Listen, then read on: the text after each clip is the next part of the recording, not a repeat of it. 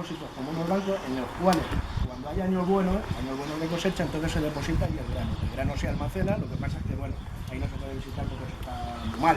Entonces pues bueno, está todo lleno de silos para almacenar grano, y entonces los años malos, entonces la gente tú cogías, metías allí 1000 kilos de cebada o de trigo o lo que fuese, y al año siguiente, si no había cosecha, pues tú tenías aquello y pagabas unas partes como si pagas ahora en los bancos. Tú llegabas y entonces a lo mejor de los 1000 kilos te podías retirar 900, ya tenías para comer del año. Entonces el depósito.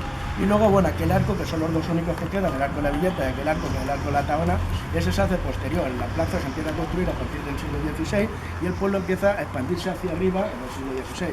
Entonces, la iglesia original, en el núcleo original, pues estaba donde está ahora el chalet ese que hay allí en la punta del cerro, y tal, zona del cerro La Atalaya y tal.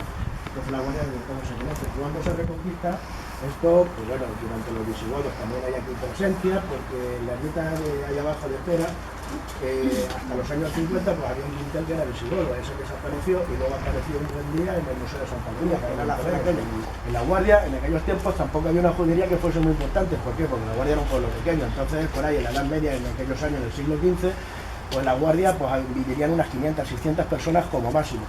Y habría por ahí unos 60, 70 judíos viviendo aquí en La Guardia establemente ahí. Entonces, con 60, 70 judíos no es para tener entidad de judería, sino que era una judería, vivía en un pequeño barrio de casas de judíos. Los judíos pertenecían al rey y estos dependían directamente de la familia. Entonces sí que se empieza aquello a repoblar. Y como nadie quería vivir allí, porque era una tierra que era bastante hostil, estaba en zona de frontera y todo eso.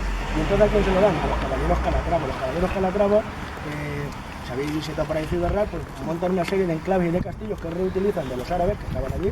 Entonces, ese pueblo estaba amurallado. Entonces, por ahí la gente cuenta que... Todos no, hay pueblos que sí y otros que no.